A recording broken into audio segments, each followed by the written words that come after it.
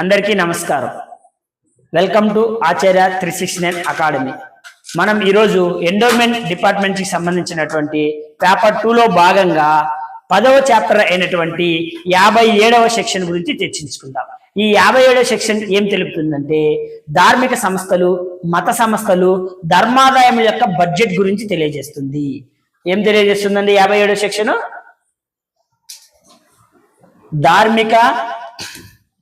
ధార్మిక మత సంస్థలు లేక ధర్మాదాయం యొక్క బడ్జెట్ల గురించి తెలియజేస్తుంది.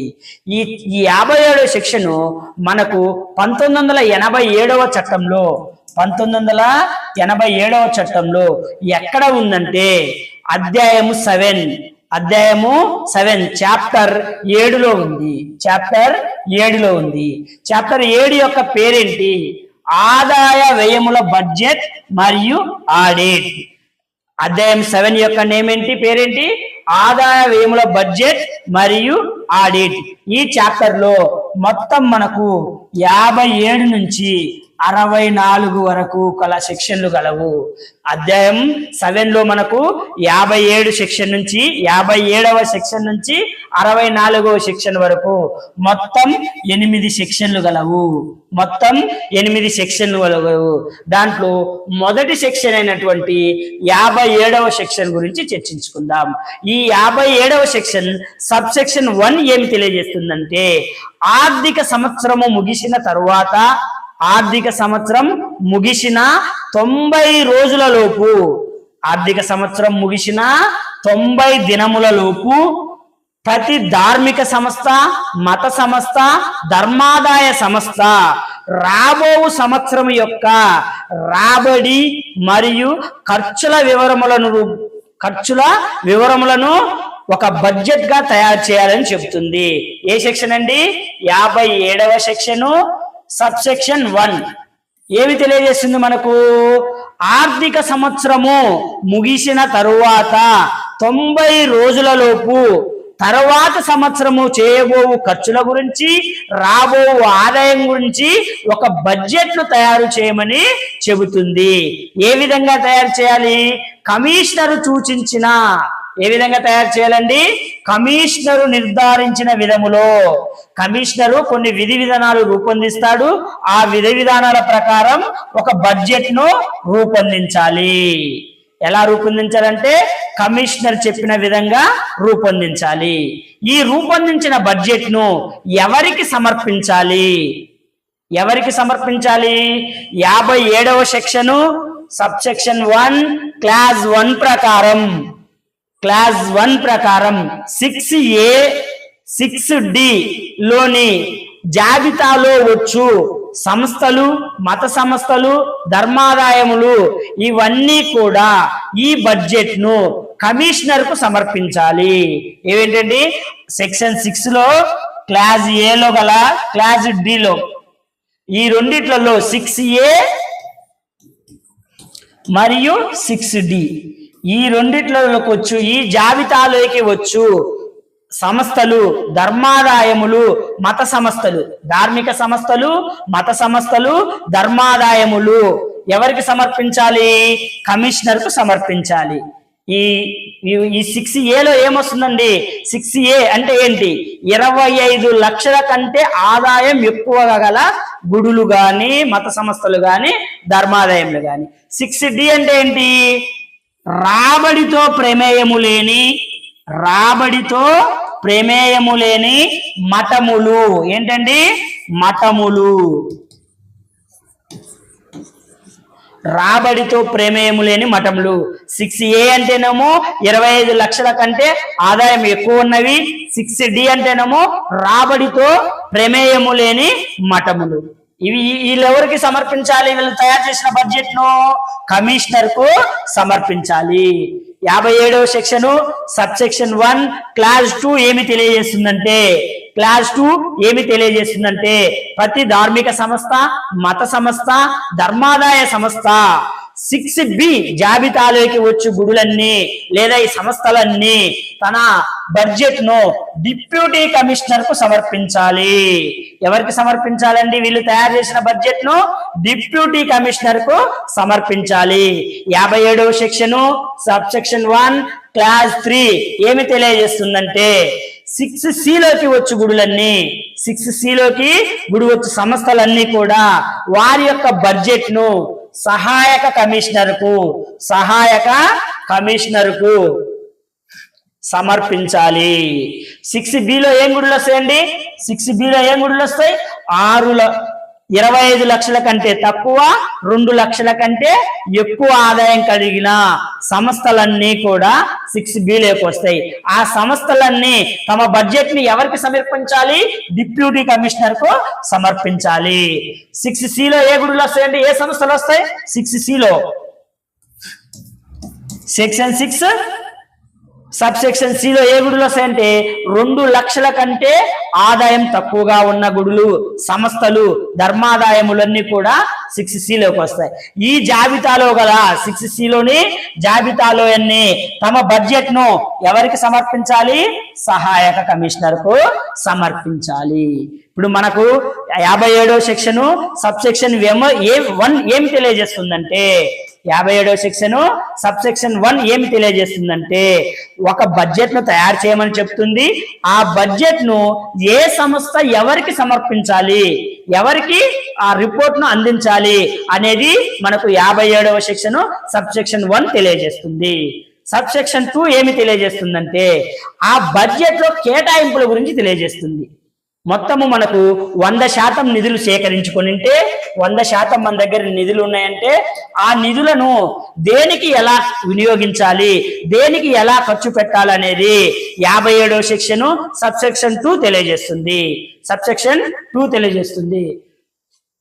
ఒక్కొక్కటి దాని యొక్క వచ్చేసి మనం సబ్ సెక్షన్ 2లో కేటాయింపుల గురించి చూద్దాం. సబ్ సెక్షన్ 2 క్లాస్ ఏ ఏమి తెలియజేస్తుందంటే కేటాయింపుల యొక్క వివరాలు తెలియజేస్తుంది.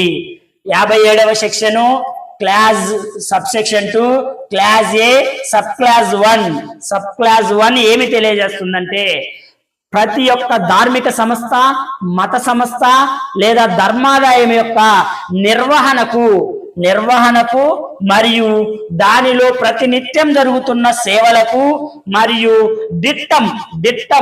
డిట్టంకు చెల్లింపబడు ప్రతి ఫలము అయితే మత లౌకిక సిబ్బందికి చెల్లించు జీతము ఇవన్నీ కూడా వార్షిక ఆదాయములో 30% మించరాదు. మనకు వచ్చు వార్షిక ఆదాయములో 30% మించరాదు. వార్షిక ఆదాయంలో 30% ఏం మించకూడదు? సంస్థ యొక్క నిర్వహణ, దానికి ప్రతినిత్యం జరుగు సేవలు, డిట్టం అంటే ఏంటంటే ధూప దీప నైవేద్యాల కొరకు ఒక వస్తు జాబితానే ఉంటుంది. ప్రతిరోజు ఈ విధంగా దేవుడికి పూజ చేశారంటే ఒక కొన్ని ఐటమ్స్ ఉంటాయి, లేదా ఒక సంస్థ నిర్వహించాలంటే ఫలానా రోజు ఫలానా విధంగానే ఉంటుంది. ఆ యొక్క వస్తు జాబితాను, ఆ వస్తువుల యొక్క జాబితాను మనము డిట్టం అంటాము. డిట్టం అనేది బాగా ఇంపార్టెంట్ అండి. డిట్టం అంటే ఏంటి? వస్తువుల జాబితా. ఏ వస్తువుల జాబితా అండి? ధూప దీప నైవేద్యాల కొరకు ఉపయోగించు వస్తువుల జాబితా. ప్రతిదినం, అనుదినం, ప్రతిరోజు జరుగు సేవలకు ఉపయోగించే వస్తువుల జాబితాను మనము డిట్టం అంటాము. ఇవన్నీ కూడా వార్షిక ఆదాయములో 30% మించరాదు. తర్వాత మనకు క్లాస్ 2 ఏమి తెలియజేస్తుందంటే ఒక ధార్మిక సంస్థ గాని, మత సంస్థ గాని, ధర్మాదాయ సంస్థ గాని ఆ సంస్థ ఏర్పడినప్పుడు గాని మధ్యలో గాని కొన్ని ఒప్పందం ప్రకారం కొన్ని బాధ్యతలు స్వీకరిస్తుంది, కొన్ని హామీలు ఇస్తుంది. ఆ హామీలు నెరవేర్చడానికి కూడా కొంత బడ్జెట్ కేటాయించాలి. ఎంత కేటాయించాలి అనేది మనకి ఇవ్వలేదండి. కొంత బడ్జెట్ కేటాయించాలి. ఏంటండి? బాధ్యతలను నెరవేర్చడానికి, ఒప్పంద బాధ్యతలను నెరవేర్చడానికి, ఒప్పందము ప్రకారము బాధ్యతలు తీర్చుటకు కూడా బడ్జెట్ కేటాయించాలి. ఇది ఏం చెప్తుందండి, మనకు క్వశ్చన్ ఏ విధంగా వస్తుందంటే, ధర్మాదాయం యొక్క ఒప్పంద బాధ్యతలను తీర్చడానికి బడ్జెట్ లో కేటాయింపులు జరిగాయి. అది ఏ సెక్షన్ తెలియజేస్తుంది? ఏం తెలియజేస్తుందండి? 57వ section sub section 2 class A sub class 2 తెలియజేస్తుంది. సబ్ క్లాస్ 2 తెలియజేస్తుంది. సబ్ క్లాస్ 3 ఏం తెలియజేస్తుందంటే, కార్యనిర్వహణకు కావలసిన కొంత సొమ్ము, కొంత ధనం కూడా ఈ బడ్జెట్ లో కేటాయించాలి. ఆ సంస్థ నిర్వహణకు లేదా ఆ సంస్థలో జరుగు కొన్ని పనులు చేయాలంటే, కొన్ని ముఖ్యమైన కార్యక్రమాలు చేయాలన్నా ఆ కార్యనిర్వహణాధికారి అక్కడ చేసే పనుల కొరకు కొంచెం బడ్జెట్ కేటాయించాలని ఏం తెలుపుతుందండి? క్లాస్ 3 సబ్ క్లాస్ 3 తెలియజేస్తుంది. 57వ section sub section 2 class A sub class 3 ఏం తెలియజేస్తుందంటే, కార్యనిర్వహణకు కావలసిన మిగులును గురించి తెలియజేస్తుంది. నెక్స్ట్ 4వది ఏం చెప్తుంది? సబ్ క్లాస్ 4 ఏం తెలియజేస్తుందంటే, ఒక సంస్థకు లేదా ధర్మాదాయానికి శిష్యగణం ఉంటారు, శిష్యులు ఉంటారు, తర్వాత మనకు యాత్రికులు ఉంటారు, ఆరాధకులు ఉంటారు. వీళ్ళ యొక్క ఆరోగ్యానికి, సౌకర్యానికి కొంత బడ్జెట్ కూడా కేటాయించాలి. ఎవరికండి? శిష్యగణానికి, యాత్రికులకు మరియు ఆరాధికులకు, మరి ఏ ఇతర వ్యక్తులకైనా ఆ సంస్థలో భాగమైనటువంటి ఏ ఇతర వ్యక్తులకైనా భద్రతకు, ఆరోగ్యానికి, భద్రతకు, సౌకర్యమునకు కొంత బడ్జెట్ కేటాయించాలి. ఇక్కడ ఒక మినహాయింపు ఉంది. ఏంటది? 20,000 కంటే ఎక్కువ ఆదాయం కలిగిన గుడులలో, 20,000 కంటే ఎక్కువ ఆదాయం కలిగిన గుడులకు సెక్షన్ ముందాక మనం ఏం చెప్పుకున్నాం? Section 57 sub section 2 class A sub class 1 కు 1 మరియు 2, 3 ఈ మూడిటికి కేటాయించగా, ఈ 3 అంశములకు కేటాయించగా మిగిలిన బడ్జెట్ లో 40% తగ్గరాదు. మొదటి 3 అంశాలకు కేటాయించిన బడ్జెట్, మొదటి 3 అంశాలకు ఉన్నాయి కదా, sub class 1, sub class 2, sub class 3 ఈ 3 అంశాలకు కేటాయించగా మిగిలిన బడ్జెట్ లో మాత్రమే 40%, మొత్తం బడ్జెట్ లో కాదండి, ఈ 3 అంశాలకు కొంత బడ్జెట్ ని కేటాయించాము. ఆ కేటాయించగా మిగిలిన బడ్జెట్ లో 40% తగ్గరాదు. ఎక్కడ ఏంటండి? తగ్గరాదు.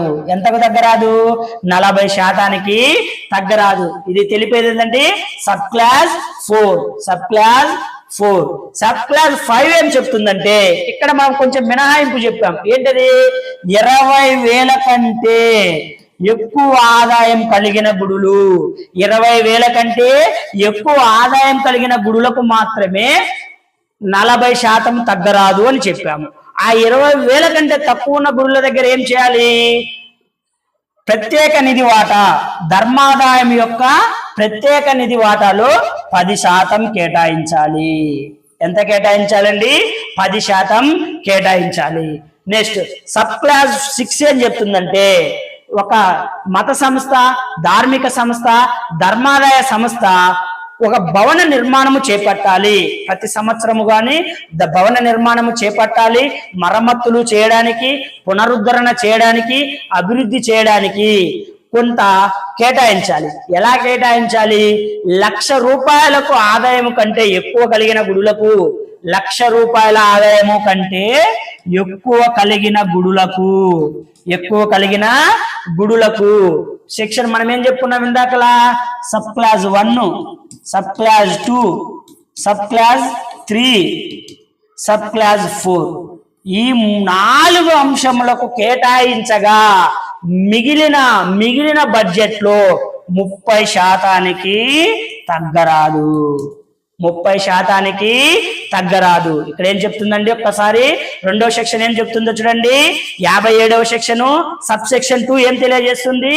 బడ్జెట్ యొక్క కేటాయింపులు తెలుపుతుంది. బడ్జెట్ యొక్క కేటాయింపులు తెలుపుతుంది. నెక్స్ట్ దీంట్లో బి, ఇక్కడ వచ్చేసి మనకు సెక్షన్ 65 కింద లెక్క కడతాం. మనం ఏదైనా కానీ ఆదాయం, ఒక గుడి యొక్క ఆదాయం ఎలా లెక్క కడతామంటే సెక్షన్ 65. ఆ సెక్షన్ వచ్చినప్పుడు దాని వివరాలు పూర్తిగా తెలుసుకుందాము. ఇక్కడ మనకు వచ్చేసి 50,000కు మించి ఉన్నప్పుడు, ఒక సంస్థ యొక్క ఆదాయము 50,000కు మించి ఉన్నప్పుడు సమిష్టి సంక్షేమ నిధికి చెల్లించుట కోసం కొంత బడ్జెట్ ను ఏర్పాటు చేయాలి. బడ్జెట్ లో ఏర్పాటు చేయాలి. ఏ సంస్థలవి? 50,000 కంటే మించి ఉన్నప్పుడు, ఆదాయం 50,000 కంటే మించి ఉన్నప్పుడు సమిష్టి సంక్షేమ నిధికి చెల్లించుటకు కొంత సొమ్ము కేటాయించాలి. ఇది తెలిపే సెక్షన్ ఏంటండి? 57వ section, subsection 2, class B. Class B ఏం తెలియజేస్తుంది? 57వ సెక్షను సబ్సెక్షన్ 2 క్లాస్ బి మనకి ఏం తెలియజేస్తుందంటే, ఒక సంస్థ యొక్క, ధార్మిక సంస్థ గాని, అది మత సంస్థ గాని, ధర్మాదాయ సంస్థ గాని, ఏ సంస్థ అయినా కావచ్చు, ఈ 3 సంస్థలు వాటి యొక్క ఆదాయము 50,000 కంటే మించి ఉంటే, 50,000 కంటే మించి ఉంటే దానికి అది వచ్చేసి సమిష్టి సంక్షేమ నిధికి కొంత బడ్జెట్ ను కేటాయించాలని తెలియజేస్తుంది. నెక్స్ట్ ఇంతటితో 57వ సెక్షన్ 57 సబ్సెక్షన్ 2 గురించి కంప్లీట్ అండి. తర్వాత సబ్సెక్షన్ 3 ఏం తెలియజేస్తుందంటే, మనం కొన్ని బడ్జెట్లు కేటాయించాం. కమిషనర్ గాని, అంటే 6A commissioner, 6B deputy commissioner, 6C సహాయ కమిషనర్లు ఉంటారు కదా, వీళ్లకు ఆ బడ్జెట్ లో కేటాయించిన వాటిలో ఏవైనా మార్పులు చేయాలంటే లేదా చేర్చాలంటే లేదా తీసివేయాలంటే, ఆ బడ్జెట్ లోని అంశంలను కొన్ని తీసివేయాలన్నా, మార్పు చేర్పులు అంటే ఆ బడ్జెట్ లో మార్పులు చేర్పులు చేయాలంటే ట్రస్టీకి నిర్ణీత ప్రకారం ట్రస్టీకి నోటీసునిచ్చి అతనుకు ఆ బడ్జెట్ లో మార్పులు, తొలగింపులు, చేర్పులు చేసే ఆదేశము ఇవ్వవచ్చు, ఆదేశము జారీ చేయవచ్చు. ఎవరండి? ఆ సంస్థ యొక్క కమిషనర్ గాని, అంటే ఏ 6A వాటికి కమిషనర్ వస్తాడు, 6B వాటికి డిప్యూటీ కమిషనర్ వస్తాడు, 6C వాటికి ఎవరు వస్తారండి? సహాయ కమిషనర్ వస్తారు. వీళ్లకు వాళ్ళ మనసుకు వాళ్ళకు కొంత అనిపించవచ్చు, అక్కడ ఎక్కువైంది, ఆ బడ్జెట్ లో అంశానికి ఎక్కువ కేటాయించాము, ఆ అంశానికి తగ్గించి ఇంకొక అంశానికి పెంచుదాము అని వాళ్ళకు అనిపించినప్పుడు నిర్ణీత ప్రకారము ట్రస్టీకి నోటీసునిచ్చి అతను ఆ ఆదేశమును జారీ చేయవచ్చు. ఇది ఏం తెలుపుతుందండి? 57వ సెక్షను సబ్సెక్షన్ 3 తెలియజేస్తుంది. ఓకే, ఈ అవకాశము కమిషనర్ కు మాత్రమే ఉందా? ట్రస్టీకి లేదా అంటే ట్రస్టీకి కూడా ఉంది. ట్రస్టీకి అలా అనిపించినప్పుడు, ట్రస్టీకి కూడా ఏదైనా ఆర్థిక సంబంధమైన అంశము ట్రస్టీకి కూడా మార్పులు చేర్పులు చేయవలసిన భావించినప్పుడు అతను ఏం చేయాలి? సందర్భానుసారముగా కమిషనర్ కు, డిప్యూటీ కమిషనర్ కు లేక సహాయ కమిషనర్ కు అతను పునరక్షిత బడ్జెట్ ను సమర్పించాలి. ఎవరికి సమర్పించాలి? అతనికి అందుబాటులో ఉన్నటువంటి ఏ గుడులు వచ్చేది 6A వాళ్ళైతే కమిషనర్ కి, 6B వాళ్ళైతే డిప్యూటీ కమిషనర్ కి, 6C వాళ్ళైతే సహాయ కమిషనర్ కి పునరస్థిత బడ్జెట్ ను సమర్పించాలి. ఈయన ఏం చేస్తాడు? సెక్షన్ 2లోని క్లాస్ ఏలో గల 3(2) మనకి ఈ 2 అంశంలో మాత్రమే మార్పులు చేర్పులు చేయగలడు. మనకి ఈ 2 అంశంలో మాత్రమే మార్పులు ఈ 2 అంశంలో ఏముంది? సంస్థల యొక్క ధర్మాదాయం యొక్క ఒప్పందం ప్రకారం బాధ్యతల గురించి ఉంది, లేక కార్యనిర్వహణకు కావాల్సిన బడ్జెట్ గురించి ఉంది. ఈ 2 అంశాల గురించి మాత్రమే అతను మార్పులు చేర్పులు చేస్తాడు. నెక్స్ట్ 57వ సెక్షన్ సబ్సెక్షన్ 5 ఏం తెలియజేస్తుందంటే, ఒక బడ్జెట్ కేటాయించాము, ఆ పని జరుగుతున్నప్పుడు ఆ బడ్జెట్ కంటే ఎక్కువ అమౌంట్ ఖర్చు అయింది. ఆ బడ్జెట్ కంటే మనం కేటాయించిన 1,00,000 రూపాయలు మనం కేటాయిస్తే ఆ 1,00,000 రూపాయలు దాటి వెళ్ళిపోయింది మనం చేసిన ఖర్చు. అప్పుడు ఏమి చేయొచ్చు అంటే, కేటాయింపు చేసిన మొత్తము కంటే అధికంగా ఉన్న ప్రతి ప్రద్దును అందుకు సరియగు కారణములతో సహా ట్రస్టీ సందర్భానుసారముగా కమిషనర్ కు పంపిస్తే ఆయన దానిని ఆమోదిస్తాడు. ఆయన దాన్ని ఏం చేస్తాడు? ఆమోదిస్తాడు.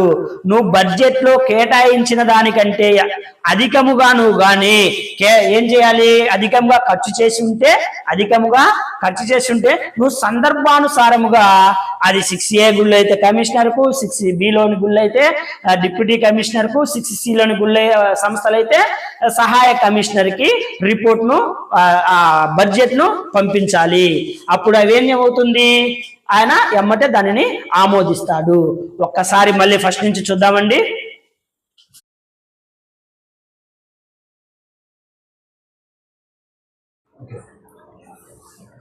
ఒకసారి రివిజన్ చూడండి. మనకు 57వ సెక్షన్ వచ్చేసి అధ్యాయం 7 లో ఉంటుంది. ఈ అధ్యాయం 7 లో వచ్చేసి 57వ సెక్షన్ నుంచి 64వ సెక్షన్ వరకు మొత్తం 8 సెక్షన్లు ఉంటాయి. ఈ అధ్యాయం 7 యొక్క పేరేంటంటే ఆదాయ వ్యయముల బడ్జెట్ మరియు ఆడిట్. 57వ సెక్షన్ ఏం తెలియజేస్తుంది? ధార్మిక సంస్థలు, మత సంస్థలు లేక ధర్మాదాయం యొక్క బడ్జెట్ గురించి తెలియజేస్తుంది. ఈ 57వ సెక్షన్ సబ్ సెక్షన్ 1 ఏం తెలియజేస్తుందంటే ఆర్థిక సంవత్సరం ముగిసిన తర్వాత 90 రోజుల లోపు తర్వాత సంవత్సరం రాబోవు ఆ ఆదాయ వ్యయాల గురించి తెలియజేస్తుంది. ఏ విధంగా ఒక బడ్జెట్ ను రూపొందించమని తెలియజేస్తుంది. ఏ విధంగా రూపొందించాలంటే కమిషనర్ సూచించిన విధంగా రూపొందించాలి. ఈ రూపొందించిన బడ్జెట్ ను ఎవరికి సమర్పించాలంటే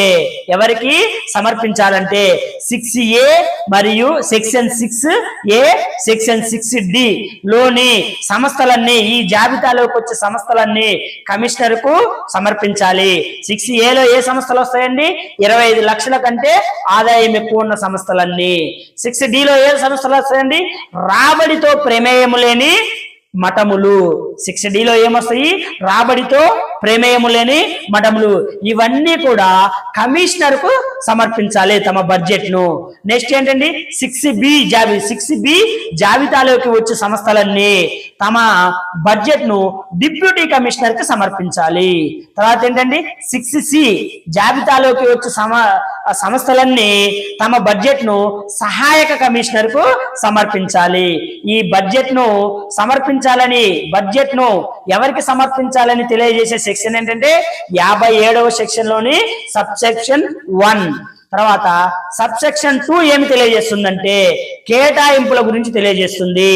సబ్ సెక్షన్ 2 ఏం తెలియజేస్తుందంటే కేటాయింపుల గురించి తెలియజేస్తుంది. సబ్సెక్షన్ 2 మనకు వచ్చేసి సబ్సెక్షన్ 2 క్లాస్ ఏ ఏం తెలియజేస్తుందంటే ప్రతి సంస్థ యొక్క నిర్వహణకు, ప్రతి నిత్యం జరుగు సేవలకు మరియు దిట్టం అంటే ఇందాక చెప్పుకున్నాము, దీప నైవేద్యాలకు కొరకు ఒక వస్తువుల జాబితా కేటాయించబడుతుంది. ఆ జాబితాను మనము దిట్టం అంటారు. అలాగా ఆ సంస్థలో పనిచేయు మత లౌకిక సిబ్బందికి వీళ్ళన్నిటికీ కలిపి కూడా మనము తయారు చేయు బడ్జెట్ లో 100% బడ్జెట్ అనుకుంటే ఈ సేవలన్నిటికీ కూడా 30% కంటే మించరాదు. వీళ్ళ కేటాయించు బడ్జెట్ అనేది 30% కంటే మించరాదు. తర్వాత క్లాస్ ఏం తెలియజేస్తుందండి? సంస్థ గాని ధర్మాదాయం గాని అది ఏర్పడినప్పుడు గాని లేదా మధ్యలో గాని కొన్ని ఒప్పంద బాధ్యతలను స్వీకరించి ఉంటుంది. ఆ బాధ్యతలను నెరవేర్చడానికి కూడా కొంత బడ్జెట్ ను కేటాయించమని తెలుపుతుంది. తర్వాత క్లాస్ 3 ఏం తెలియజేస్తుందంటే కార్యనిర్వహణ కొరకు కొంచెం బడ్జెట్ ను కేటాయించుకోమని చెబుతుంది. కార్యనిర్వహణాధికారికి నువ్వు అక్కడ చేయాల్సిన పనులు చాలా ఉంటాయి కాబట్టి కొంత బడ్జెట్ ను కేటాయించుకోమని క్లాస్ 3 తెలియజేస్తుంది. నెక్స్ట్ క్లాస్ 4 ఏం తెలియజేస్తుందంటే ఆ సంస్థకు, ధార్మిక సంస్థకు గాని మత సంస్థకు గాని ధర్మాదాయమునకు గాని కొంత శిష్యగణము ఉంటుంది. తర్వాత యాత్రికులు, ఆరాధికులు ఇలా చాలా మంది ఉంటారు. వీళ్ళందరి యొక్క ఆరోగ్యానికి, భద్రతకు, సౌకర్యానికి కొంత బడ్జెట్ ను కేటాయించమని చెప్పింది. ఇక్కడ వచ్చేసి అది ఎలా కేటాయించమని అంటే ఒక మినహాయింపు ఇచ్చారు. 20,000 ఆదాయము కంటే ఎక్కువ కలిగిన సంస్థలకు 20,000 ఆదాయము కంటే ఎక్కువ కలిగిన సంస్థలకు మనం ఇందా క్లాస్ 1, క్లాస్ 2, క్లాస్ 3 ఇక్కడ 3 అంశంలకు కొంత బడ్జెట్ కేటాయించాము. ఈ బడ్జెట్ కు కేటాయించగా మిగిలిన బడ్జెట్ లో 40% తగ్గరాదు. ఎంతకు తగ్గరాదండి? 40% తగ్గరాదు. ఏ గుడులకు, ఏ సంస్థలకు? ఇది 20,000 కంటే ఆదాయం ఎక్కువ ఉన్న సంస్థలకు మాత్రమే. అదే 20,000 కంటే తక్కువ ఉన్న ఆదాయం ఉన్న వాటి గురించి తెలిపేది ఏంటంటే సెక్షన్ సబ్ క్లాస్ 5. ఇక్కడ ఏం తెలియజేస్తుంది? ఇది సబ్ క్లాస్ 5 అనేది ఈ ధర్మాదాయం యొక్క ప్రత్యేక నిధిలో 10% వాటాను కేటాయించమని చెప్తుంది. నెక్స్ట్ సెక్షన్ 6 ఏం తెలియజేస్తుందంటే ప్రతి ధార్మిక సంస్థ భవన నిర్మాణము చేపట్టాలి, మరమ్మతులు ఏమని ఉంటే చేపించాలి, తర్వాత పునరుద్ధరణ పనులు, అభివృద్ధి పనులు చేయాలి. అవి ఎలా, ఇక్కడ ఎంత కేటాయించాలంటే 1,00,000 రూపాయల కంటే ఆదాయం ఎక్కువగా ఉన్నప్పుడు, 1,00,000 రూపాయల కంటే ఆదాయము ఎక్కువగా ఉన్నప్పుడు, అంటే తక్కువ కాకుండా అంటే ఎక్కువగా ఉన్నప్పుడు, ఏడొచ్చేసి sub class 1, sub class 2, sub class 3, sub class 4 వీటికి కేటాయించగా మిగిలిన మొత్తములో, మిగిలిన వార్షిక ఆదాయములో 30% తగ్గరాదు. 30% తగ్గరాదు. నెక్స్ట్ మనకు తర్వాత 57వ సెక్షన్ 2లో బి ఏం తెలియజేస్తుందంటే 50,000 కంటే ఆదాయం ఎక్కువగా ఉన్న సంస్థలన్నీ కూడా 50,000 కంటే ఆదాయం ఎక్కువగా ఉన్న సంస్థలన్నీ కూడా సమిష్టి సంక్షేమ నిధి కోసము బడ్జెట్ లో కొంత ఏర్పాటు చేయాలని చెప్పింది. దేనికి? సమిష్టి సంక్షేమ నిధికి. సమిష్టి సంక్షేమ నిధికి బడ్జెట్ ను కేటాయించాలని తెలిపిన సెక్షన్ ఏంటి? 57వ section, sub section 2, class B. ఓకేనండి. నెక్స్ట్ ఏం తెలుసుకుందాం. సబ్ సెక్షన్ 3 ఏం తెలియజేస్తుందో చూడండి. మనము ఒక బడ్జెట్ ను కేటాయించారు. కార్యనిర్వాహకారి ఒక బడ్జెట్ ను కమిషనర్ కు సమర్పించారు, లేదా డిప్యూటీ కమిషనర్ కు సమర్పించారు, లేదా సహాయ కమిషనర్ కు సమర్పించారు. అప్పుడు ఏం చేయాలి? అతనికి కొన్ని మార్పులు చేర్పులు చేయాలనిపించినప్పుడు నిర్ణీత ప్రకారం ట్రస్టీకి నోటీసునిచ్చి అని ఏం చేయాలి? మార్పులు చేర్పులు అతను చేయవచ్చు. ట్రస్టీకి నోటీసునిచ్చి మార్పులు చేర్పులు ఆదేశము ఒకేసారి చేస్తాడు. ఆదేశమును జారీ చేయవచ్చు. నెక్స్ట్ ఇప్పుడు కమిషనర్ మా బడ్జెట్ లో మార్పులు చేర్పులు చేసి అధికారం ఇచ్చారు. అలాగే ట్రస్టీకి కూడా బడ్జెట్ లో ఏవైనా అతను సూచనలు ఇవ్వాలన్నా, మార్పులు చేర్పులు ఆశించినా అతను తగిన రీతిలో సందర్భానుసారముగా కమిషనర్కు, డిప్యూటీ కమిషనర్కు లేదా సహాయ కమిషనర్కు, ఇక్కడ ప్రతిసారి వీళ్ళని ఎందుకు మనం సంబోధిస్తున్నామంటే 6A నిపుణులన్నీ కమిషనర్కు, 6A మరియు 6D ఇవన్నీ కమిషనర్కు, 6Bలో వచ్చేసి డిప్యూటీ కమిషనర్కు, 6Cలో సహాయ కమిషనర్కు.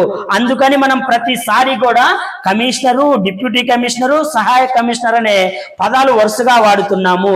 ఈ పదాలు వాడినప్పుడు మీరు వరుస క్రమం కూడా గుర్తుంచుపెట్టుకోండి. కమిషనర్ వచ్చిందంటే 6A 6D, డిప్యూటీ కమిషనర్ వచ్చిందంటే 6B, తర్వాత సహాయ కమిషనర్ వచ్చిందంటే 6C.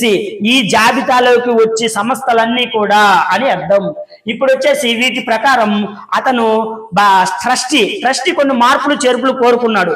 మార్పులు చేర్పులు కోరుకుంటే కమిషనర్ వచ్చేసి ఆ కమిషనర్ గాని, డిప్యూటీ కమిషనర్ గాని, సహాయ కమిషనర్ గాని వీళ్ళు ఏ అంశాలలో మార్పులు చేస్తారంటే సబ్ సెక్షన్ 2, సబ్ సెక్షన్ 3 ఈ మూడిట్లలో మాత్రమే, ఈ రెండు అంశాలలో మాత్రమే మార్పులు చేర్పులు చేస్తాడు. నెక్స్ట్ ఐదోది మనకేం తెలియజేస్తుంది? కేటాయింపు. ఒక బడ్జెట్ లో ఒక అంశానికి కొంత మొత్తం కేటాయించాము, ఖర్చు చేసేటప్పుడు ఆ మొత్తం కంటే ఎక్కువైంది. 1,00,000 రూపాయలు కేటాయిస్తే మనం ఆ ఖర్చు 1,10,000 అయింది. అలా అయినప్పుడు ఆ ట్రస్టీ తగిన ఆధారాలతో సరియగు కారణములతో కమిషనర్కు, డిప్యూటీ కమిషనర్కు లేదా సహాయ కమిషనర్కు పంపించాలి. తగిన ఆధారములతో, సరియగు కారణములతో పంపిస్తే దానిని ఆయన ఆమోదిస్తాడు. ఓకేనా ఫ్రెండ్స్, ఇది 57వ సెక్షన్ గురించి. ఈ సెక్షన్ వచ్చేసి మనకు ఓన్లీ ప్రాథమిక సమాచారం మాత్రమే అందించాము. మనం వచ్చేసి ఈ అధ్యాయం 7 లో ఉన్న 57 నుంచి 64 వరకు గల మొత్తం సెక్షన్ల గురించి చర్చించుకోవాలి. మనకు చాప్టర్లలో వచ్చేసి మనకు సిలబస్ లో 57వ సెక్షన్, 29వ సెక్షన్ అలా ఇచ్చారు. ఓన్లీ ఆ సెక్షన్ల గురించి నేర్చుకుంటే మనకు కొన్ని బిట్లు మాత్రమే పెట్టగలము. కానీ ప్రతి సెక్షన్ చెప్పేటప్పుడు దాంట్లో వేరే సెక్షన్లు వచ్చాయి. ఇక్కడ ఏమేమి సెక్షన్లు వచ్చాయి మనకు? ఈ సెక్షన్ చెప్పేటప్పుడు 6వ సెక్షన్ గురించి ప్రస్తావన వచ్చింది, 2వ సెక్షన్ గురించి ప్రస్తావన వచ్చింది, 65వ సెక్షన్ గురించి ప్రస్తావన వచ్చింది. వీటి గురించి మనం డీటెయిల్ గా మన యాప్ లో ఉన్నాయి, యాప్ లో క్లాసులలో ఉన్నాయి, అక్కడ వివరంగా చూడొచ్చు. ఈ యాప్ 2 అనేది నిర్వచనముల గురించి ఇస్తుంది. ఇదనే ఆ 6 అనేది ఆదాయాన్ని బట్టి గుడుల విభజన తెలుపుతుంది. 65 అనేది మనము ఒక గుడి యొక్క ఆదాయాన్ని ఎలా లెక్కించాలో తెలియజేస్తుంది. ఇలా మనం వచ్చేసి ఈ వీడియోస్ అన్ని మనకి యాప్ లో ఉన్నాయి. జాగ్రత్తగా వినండి. All the best.